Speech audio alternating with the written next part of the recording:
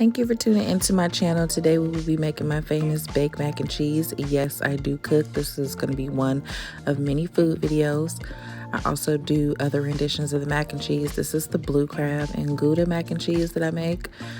And then we also have my famous seafood mac, which has the shrimp, crab, and broccoli. We'll see videos of this in future. Our ingredients we'll be using is regular elbow macaroni and cheese noodles, shredded sharp cheddar cheese. You're going to go ahead and cut some mild cheddar cheese into 1-inch cubes. Do the same with Gouda. This adds a creaminess to it that you'll love. I swear by putting Velveeta in my mac and cheese, extra creamy also. Cream cheese as well. Unsalted butter. Make sure it's unsalted so you don't be too salty. And then your seasonings you'll have, I like pink Himalayan salt, but whatever salt you choose, and black pepper. Badia has a really good complete seasoning that is great. Onion powder and garlic powder. Today I didn't have any heavy cream, so I went with some go ahead and boil your noodles 8 to 10 minutes and salt the water. So go ahead and melt your butter. We're going to make a roux here. Add your flour once the butter is melted and give it a good whisk to get all those lumps out. So here I'm pretty much done whisking. It's going to have a golden brown color and it's going to be smooth. I went ahead and added some seasoning to mine. I put a little bit of the Badia powder in it, garlic powder and onion powder. Season until the ancestors tell you to stop. This is your stuff, so season to your tasting. Right here, I added my whole quart of milk into it. You gotta whisk good to get all of those flour lumps out of it. Just keep whisking until it starts to thicken. So once you get the flour whisked in there good, you go ahead and add your cream cheese in it and start to let it melt.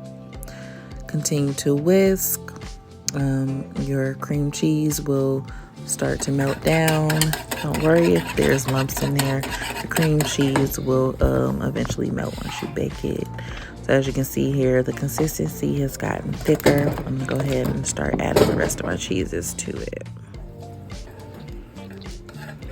You'll whisk until most of the cheese is melted. I like to leave some of the chunks in there just for texture. My secret ingredient is just to add a spoonful of sugar just to take away from some of the acidity from the sharp cheeses. And continue to whisk until your cheese sauce is about that thick.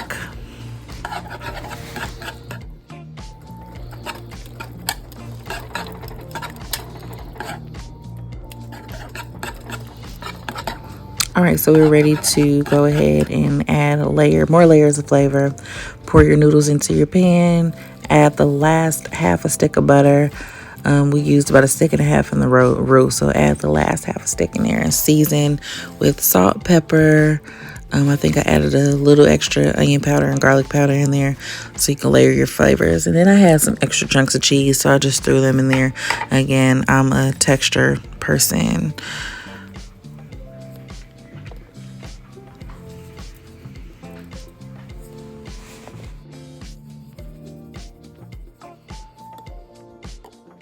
Okay, so once it's all seasoned, you're gonna go ahead and give it a stir until that that butter melts all over the noodles.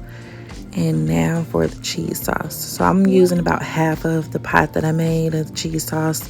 Pour it in and give your noodles a stir. You want it to kind of look over cheesed, so it's not dry once it's been sitting. I went ahead and added a little bit more of the cheese sauce. Stir it up. Make sure you get the cheese sauce all over every one of the noodles and spread it out evenly to prepare to bake.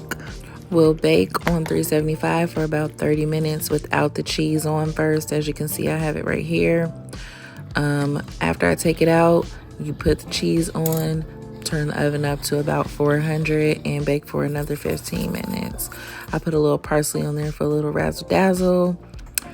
Here I am putting it in the oven. Turn the heat up, like I said, to about 400 for another 15 minutes until the cheese melts and gets to your All right, so it's ready to come out the oven. Here it is, all creamy and cheesy. I'm gonna let it sit for about 10 minutes before we dig in. I normally like to pair my mac and cheese with some green beans with potatoes and sausage, and then I made some ribs along with it. So thank you and bon appetit. Please like, share, and subscribe to my video. Remember, it's free, and see you guys next time.